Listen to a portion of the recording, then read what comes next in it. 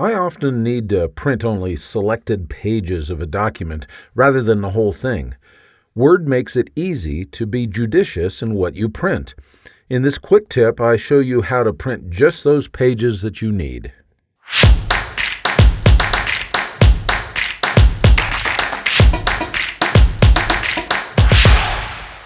Word gives you complete control over how it prints your document.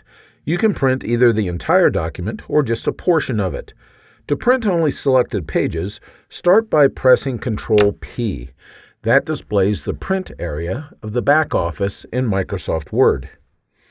The thing you want to pay attention to is this box right here. Here you can specify exactly the pages that you want to print. This statement means more than you might assume at first. Why? Because Word allows you to construct a sequence of pages that it should print. In putting together a sequence of pages, there are some characters that have special significance. There are commas, dashes, the letter P, and the letter S. I'm going to zoom in here quite a bit so that I can show you what I mean. The place where all the magic happens is the Pages box. You probably already know that you can enter a page number that you want to print. If I want to print page 3, for instance, well, then all I have to do is type the number 3 in there and then choose to print. Notice at the moment that I entered something in the Pages box, though, Word changes the control just above it to say Custom Print. If I want to print a range of pages, I can throw a dash into the mix. For instance, I can enter 3-5, and that tells Word that I want to print pages 3 through 5. What if I want to just print pages 3 and 5, though, skipping page 4? That's where the comma comes into play.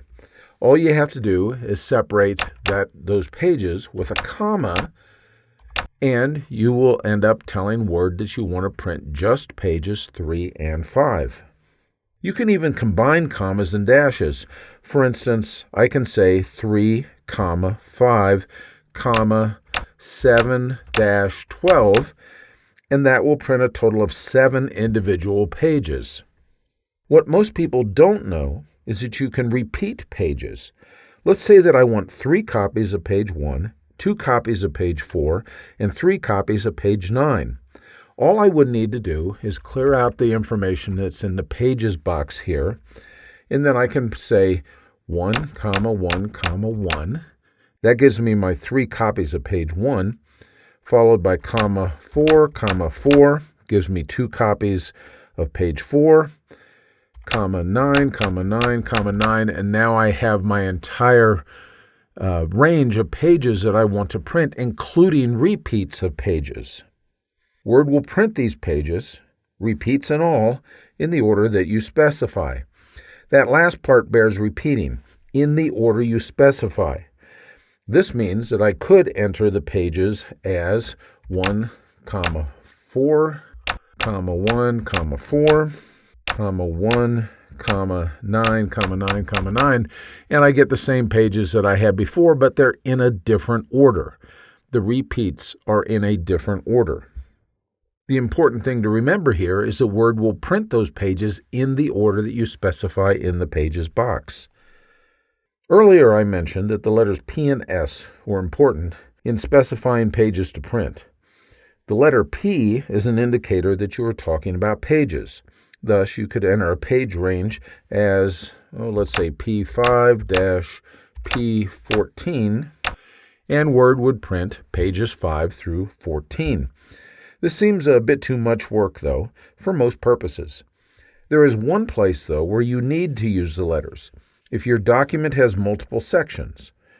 In that case, both the letters P and S are required. For instance, you might want to print pages 3 through 6 from section 4 of your document. In that case, all you would have to do is say P3, S4. That says that you want to start at page 3 in section 4, put a dash in there to specify a range, and you're going to end with page 6 of section 4. And that's all that will be printed by Word when you click on the print button.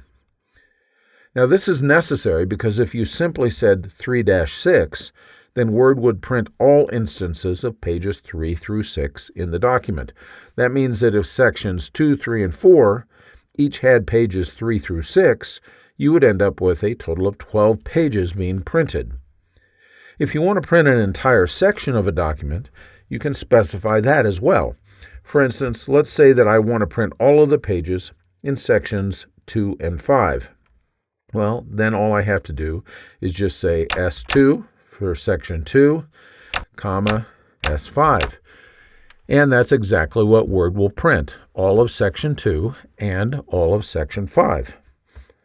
Once you learn those 4 characters, commas, dashes, and the letters P and S, then you can easily specify exactly what you want printed from your documents.